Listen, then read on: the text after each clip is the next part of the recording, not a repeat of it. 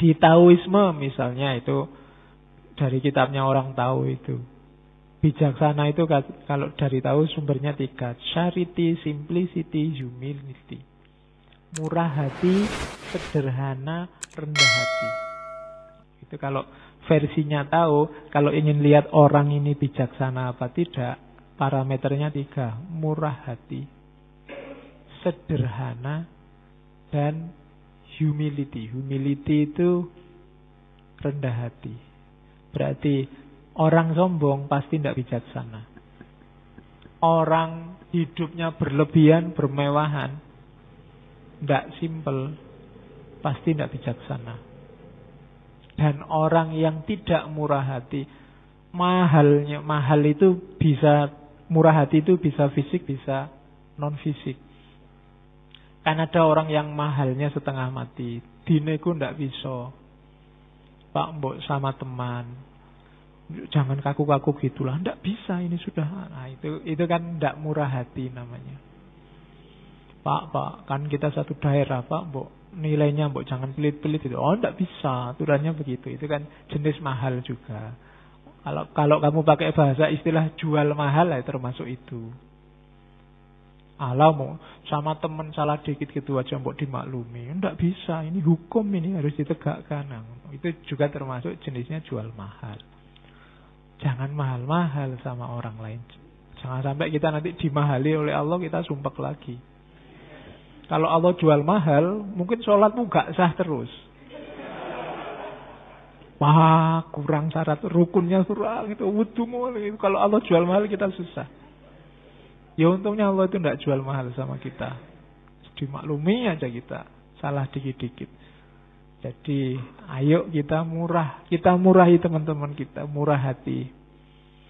Dan simplicity, sederhana. Kemudian humility, rendah hati. Ada bait-bait dari kitab Tao yang bagus, saya kutip di situ. Knowing others is intelligent. Knowing yourself is true wisdom. Mastering others is strength, mastering yourself is true power. Paham yang lain, paham orang lain, berarti kita pinter. Membaca masyarakat, membaca fenomena Indonesia, membaca temanmu, membaca apa namanya. Kamu bisa baca, itu pinter. Tapi memahami dirimu sendiri, itu lebih dari pinter. Itu namanya bijaksana. Kamu tadi ngomongnya pas, perbuatannya pas, pengetahuannya pas. Itu kan ketika kamu paham siapa dirimu. Tadi saya bilang, ngaji jam 1 ya, mungkin bagi orang tertentu, mending ngaji jam 1 daripada jam 8. Waduh, kalau jam 8 saya masih harus nongkrong di luar, Pak. Ini jatahnya ngangkring sama ngopi-ngopi, Pak. Nanti, Pak, jam 1 saya baru ininya cerdasnya keluar. Saya biasa melekan nonton bal-balan misalnya. Itu kan yang tahu dirimu sendiri. Jadi paham dirimu itu wisdom. Ada loh, saya tadi bilang di mall ngajimu mesti tidak konsen. Tapi ada orang tertentu kalau belajar butuh rame. Kalau sepi dia tidak konsen, ngantuk. Kalau temennya cerewet rame sambil itu dia sambil belajar. Ada yang begitu. Itu knowing yourself. Kamu yang paham dirimu kayak gimana. Itulah wisdom. Makanya nyawanya ilmu filsafat itu mengetahui diri. Kayak jargonnya Socrates. Know yourself. Pahami dirimu.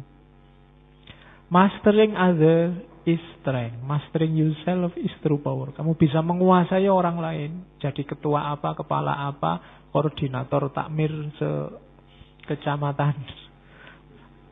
Itu power, kekuatan. Tapi ada yang kekuatan sejati apa? Menguasai dirimu sendiri. Itu jenisnya wisdom. Jadi Taoisme. Itu contoh. Kalau Confucius punya teori juga. Kita juga pernah ngaji Confucius. Katanya Confucius, kalau kita bingung ingin jadi orang bijaksana gimana, wawasannya tidak terlalu dalam, kata tenang aja, ada 3 jalan untuk kita sampai pada wisdom. Bisa lewat reflection, bisa lewat imitation, Atau yang ketiga, bisa lewat experience. Reflection itu kita berpikir sendiri. Katanya Confucius, ini yang paling mulia. Kalau memang mampu, ayo kita mikir sendiri, mikir diri kita sedalam mungkin, kemudian kita hidup secara sesuai kebenaran yang kita temukan. Ini jalan paling mulia. Tapi ada orang yang tidak nyampe untuk berpikir dalam. Ada caranya, paling gampang apa? Imitation, the easiest. Niru. Kalau kamu tahu ada orang baik, ada orang bijaksana, tirulah. Maka kamu jadi orang baik, jadi orang bijaksana. Kamu tinggal milih idolamu siapa. Idola orang baik ya, bukan idola Korea atau idola. Tirulah, imitation. Aduh, aku mengidolakan Gus itu. Tiru perilakunya, cara bertutur, cara bertindak. Kamu juga berarti karena kamu memfotokopi orang bijaksana, kamu jadi bijaksana. Nah, itu imitation. Ada lagi yang ketiga, cuma ini bitterness. Yang paling pahit apa? Pengalaman. Kenapa pahit? Ya, kamu baru belajar setelah ngalami, itu pahit loh. Begini rasanya patah hati, kan tidak enak, pahit. Wis kamu belajar dari yang kayak gitu temanku katakan, tapi nek wis ngerasa ke dhewe ya baru kamu paham, tapi pahit. Gini susahnya jatuh cinta, pahit. Begini ya susahnya dicaci maki orang, itu pahit. Begini susahnya. Jadi ada jalan experience tapi pahit. Makanya tadi orang tua itu saya tadi bilang di awal, pengetahuannya banyak. Dia jadi bijaksana, cuma dia harus jungkir balik. Kenapa? Jalan paling pahit itu. Maka mungkin kamu baca buku banyak, pengetahuanmu banyak. Orang tuamu tidak banyak baca buku, wawasannya juga luas. Dari mana? Dari experience. Ya jelas lebih capek, lebih sakit-sakit orang tuamu. Karena pengalaman. Pengalaman dibohongi anaknya. Duitnya sih. Ya, kampus tidak ada bayar. Ini bayar, beli buku. Padahal duitnya habis buat beli pulsa. Jadi orang tuamu ya ngerti lah. Orang tuamu biasanya nggak mikir alasan. Yang penting anakku lagi butuh duit, dikasih alasan apa aja, diyani aja. Ya, karena mungkin orang tuamu ngalami yang pahit-pahit, dia pengen anaknya ndak ngerasain pahit. Tapi anaknya ya kaya ngono. Oke, jadi itu Confucius, contoh wisdom dari negeri Cina. Oke. Saya tadi janjinya sak jaman ya, kurang seperempat. Ini jargonnya Socrates. The only true wisdom is in knowing you know nothing. Ini banyak dikutip di mana-mana. Jadi ada shortcut hari ini. Kalau kamu memang minat masuk ke dunia kebijaksanaan, ingin jadi orang bijaksana, ada jalan gampang. Merasalah jadi orang yang tidak tahu apa-apa. Itu pasti kamu bijaksana. Orang yang merasa tidak tahu itu yang pertama pasti tidak minteri. Yang kedua dia pasti siap untuk selalu belajar. Tidak mungkin dia menghakimi orang lain, menyalah-nyalahkan orang lain, menyesat-nyesatkan orang lain. Karena dia merasa aku itu tidak tahu. Ini mahal, kelihatannya simpel, mungkin kamu kutip di mana-mana, tapi dijalankan berat. Merasalah bahwa kamu tidak tahu. Kalau tidak percaya, kamu baca postingan Facebookmu selama ini, timeline ke belakang aja. Nadanya mesti nada kamu minteri, merasa kamu tahu, merasa kamu ngerti. Iya. Karena kalau kamu tidak ngerti, mesti tidak mesti apa-apa. Begitu kamu posting, pasti kamu merasa ngerti itu. Itu salah satu parameter bahwa justru kebijaksanaan itu diawali dari kamu jangan merasa tahu dulu. Karena kalau kamu sudah merasa tahu, kayak gelas yang sudah ada isinya. Ya kamu tidak akan berubah dari situasimu hari ini. Karena apa? Tidak ada isi baru yang bisa masuk. isi lama masih penuh. Bahkan Allah juga mungkin tidak bisa masuk dalam dirimu. Kamu penuh tentang konsep-konsepmu sendiri tentang Allah.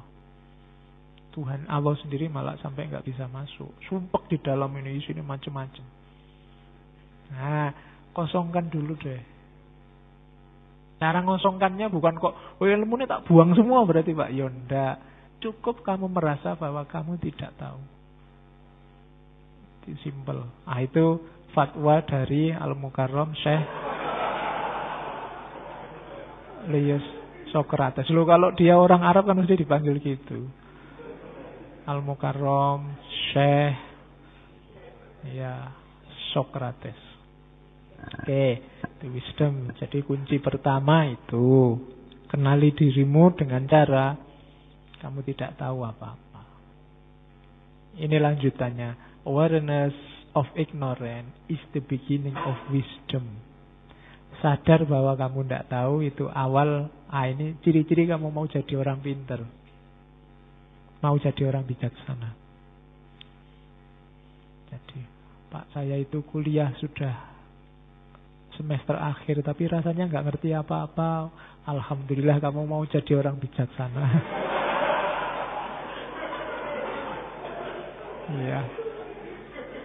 Oh iya, karena kamu sadar bahwa kamu nggak ngerti apa-apa itu kan wis apik. Jadi banyak loh yang nggak ngerti kalau dia itu nggak ngerti apa-apa. Jadi alhamdulillah kamu sudah sadar bahwa kamu itu. Nah, selanjutnya ya belajar kan gitu. Oke, jadi awareness of ignorance is the beginning of wisdom. Terus, ini saya ambil, meskipun tokohnya tidak terkenal, ini sebenarnya Isaac Asimov. Isaac Asimov ini novelis. Kelahiran Rusia, tinggalnya di Amerika. Biasanya nulis fiksi ilmiah. Nanti filmnya yang bukunya, novelnya difilmkan. Ada film judulnya I, Robot. Ya, yang main Will Smith. Oke, ya saya tidak tahu kalian apa ngikuti dunia perkembangan film. Sekali-sekali yang suka filsafat nonton film jenis-jenis ini. Yang apalagi yang suka jenis-jenis artificial intelligence. Itu banyak film-film barat konotasinya ke sana. Bukan yang jenis Wonder Woman, Spider Woman. Ya, itu bukan fiksi ilmiah, itu asli fiksi. Tidak ada teorinya. Katanya Isaac Asimov, hari ini itu problemnya ini loh. The saddest aspect of life right now is that science gathers knowledge faster than society gathers wisdom. Problem paling menyedihkan dalam hidup kita sekarang adalah ilmu, science gathers knowledge. Ilmu mengumpulkan banyak sekali pengetahuan, berlimpah-limpah. Apalagi sekarang ada Google yang maha tahu itu. Pengetahuan kita kan wis ndak karu-karuan. Dibandingkan, dan ini jauh lebih cepat dibandingkan society gathers wisdom. Jadi kita lemah di wisdom meskipun kaya pengetahuan. Dan ini bahaya. Teknologi perang sudah canggih luar biasa. Rekayasa genetika secanggih itu sekarang. Pengetahuan luar biasa yang berkembang. Tapi tidak imbang dengan wisdom kita. Kedewasaan kita. Itu yang melahirkan fenomena menyedihkan. Agama yang begitu mulia, yang harusnya melahirkan peradaban yang begitu agung, kebalikannya. Melahirkan kekerasan demi kekerasan, melahirkan chaos-chaos, kacau-kacau. Kenapa? Pengetahuan kita berlimpah, tapi wisdomnya kurang. Cara kita beragama tidak dewasa. Jangan salahkan agamanya, kitanya yang tidak matang. Itu yang berfatwa Isaac Asimov, novelis, penulis science fiction. Oke.